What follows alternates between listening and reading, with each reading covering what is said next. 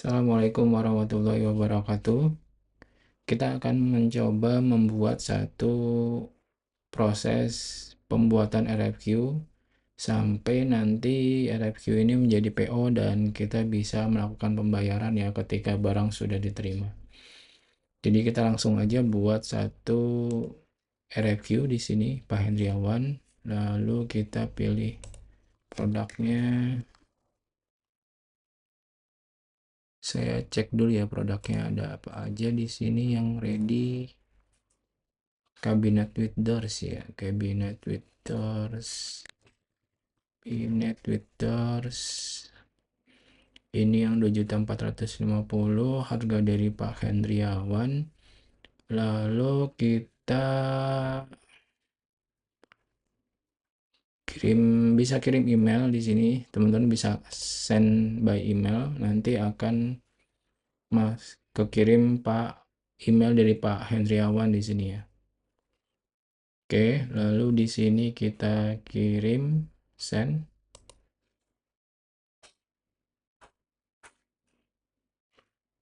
Dan kita cek emailnya, nanti ada email masuk ke Pak Hendriawan di sini. Ya. Oke, sampai di sini Pak Indrawan bisa melakukan view ya, view RFQ-nya. Dan anggap saja nanti prosesnya adalah RFQ-nya itu disetujui sama Pak Hendriawan dan Pak Hendriawan akan menyiapkan produknya ya. Jadi anggap aja ini kita confirm atau bisa print dulu RFQ ya. Di sini print RFQ, di sini kayak mendownload RFQ-nya ya. Kita download dan kita pilih, kita cek ya. Kalau perusahaan kita membutuhkan cabinet with doors dengan 1 unit quantity. Oke. Anggap saja prosesnya sudah jadi dan kita sesuai dengan harganya ya, 2.450. Jadi itu akan menjadi satu PO. Kita klik saja confirm di sini.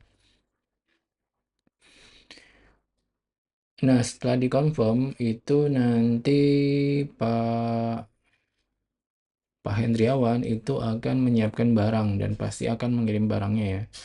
Dan di sini teman-teman bisa bayangkan nanti ketika produknya sampai, teman-teman harus mengganti ini angka dari 1 menjadi 0 ya. Ini kan quantity yang kita request 1. Dan ini harus kita receive ya. Receive-nya ada berapa kuantitinya, sesuai atau enggak gitu. Jadi kita setting di sini 1 ya. Oke.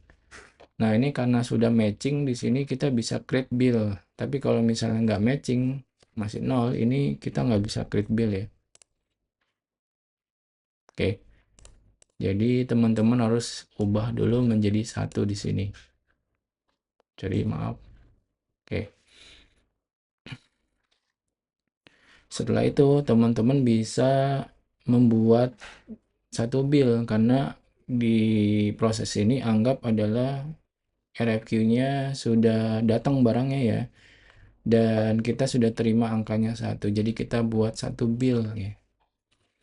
Kita buat satu bill dengan bill reference-nya mungkin dari Pak Hendriawan itu bill 003 misalnya ya, dari perusahaan Pak Hendriawan ya. Lalu bill date-nya itu hari ini. Lalu teman-teman cek lagi di sini adalah produknya sesuai atau enggak ya. Jadi kalau sudah, anggap saja ini kita confirm bill-nya. Jadi kita setujui bill-nya dan kita belum bayar kondisinya ya di sini.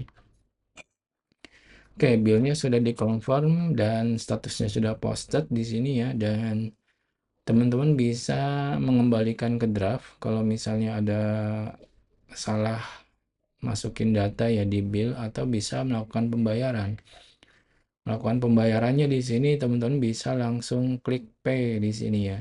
Klik pay saja di sini, nanti pembayarannya kalau di sini masih manual, anggap saja kita melakukan pembayaran secara manual ke Pak Hendriawan ini ya. Jadi kita pilih Pak Hendriawan di sini, ini receipt banknya belum kita pilih ya. Kita ke Oke, kita pilih dulu mungkin ya ke dalam vendor dulu ya, coba ya. Biar teman-teman bisa masukin data vendor juga ya di sini ya. Data bank vendor maksud saya. Jadi ke vendor, lalu teman-teman klik PT Sinar Abadi Terang ini, lalu di invoicing ini teman-teman bisa menambahkan bank account di sini.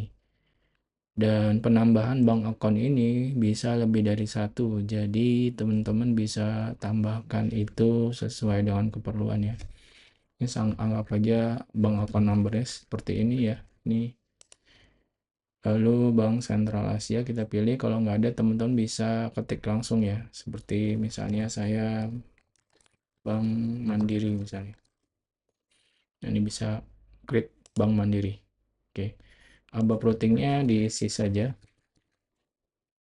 Lalu ini bisa mengirim email, ini dicentang ya, atau dipilih jadi ini tertrusted. Oke. Ini cuman informasi aja sih, kalau bank ini kita harus cek dulu bisa nerima email, bisa nerima uang atau enggak, seperti itu. Kalau sudah, teman-teman bisa save, lalu bisa menambahkan bank lain ya. BCA, saya pilih BCA dan ini trusted juga, saya save and close. Oke, setelah selesai menambahkan 2 akun bank di sini, saya balik lagi ke bill dan saya coba terima ya, bisa nggak ya?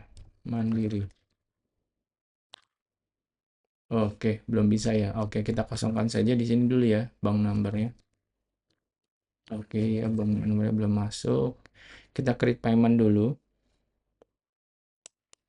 manual bank.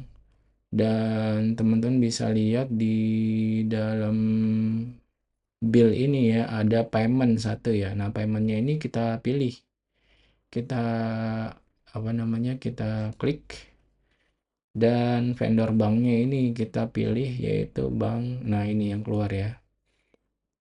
Jadi teman-teman harus pastikan bank ini, bank dari vendor Sinar Abadi Terang adalah bank yang dibuat ya di sini ya, dari vendor. Oke, saya pilih yang Bank Mandiri ya, dan saya save di sini. Kondisinya masih in progress jatuhnya ya.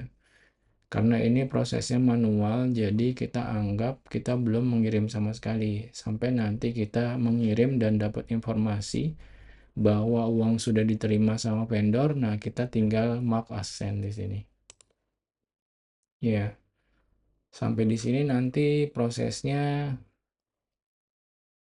sudah selesai ya. Jadi kita bisa melihat prosesnya. Kita refresh dulu coba. Kita ke sini, ini udah paid dan teman-teman bisa lihat di sini paymentnya masih in process ya. Oke, tapi ini sudah ke send ya. Udah statusnya udah berubah menjadi send ya, maka send ya. Jadi sudah terkirim uangnya. Sampai di sini saya pikir teman-teman bisa membuat satu PO. Sebelumnya RFQ dulu, dari RFQ nanti membuat PO. Dari PO nanti ibaratnya dari vendor sudah diterima PO-nya dan barang diterima. Teman-teman jangan lupa saat di PO itu nanti mengisi data receipt ya. Barangnya ada berapa yang diterima, karena nanti ada pengecekan ya. Jangan sampai kita beli 5 tapi yang nyampe cuma 4 barang. Nah, itu harus dicek ya nanti ya. Sama barangnya itu nanti teman-teman harus cek juga cabinet with doors ini. Saya klik ya. Ini cabinet with doors ini purchase type-nya itu ke purchase, lalu di sini teman-teman kasih polisi juga di sini ya, bahwa kita akan membayar, bukan membayar pas saat order tapi saat kita terima quantity. Kalau teman-teman yakin barang akan selalu sesuai dengan quantity, bisa centang yang ini ya. Tapi saya sarankan pastikan ini yang defaultnya yang ini ya, karena pas barang diterima masuk ke kantor perusahaan kita itu sesuai dengan yang datang. Jadi kita bayarkan dengan sesuai yang datang barangnya ya. Sampai di sini mudah-mudahan teman-teman bisa mengerti cara melakukan pembuatan RFQ, PO, lalu sampai ke membuat bill dan bisa melakukan pembayaran. Saya cukupkan, mohon maaf kalau ada salah-salah kata. Wassalamualaikum warahmatullahi wabarakatuh.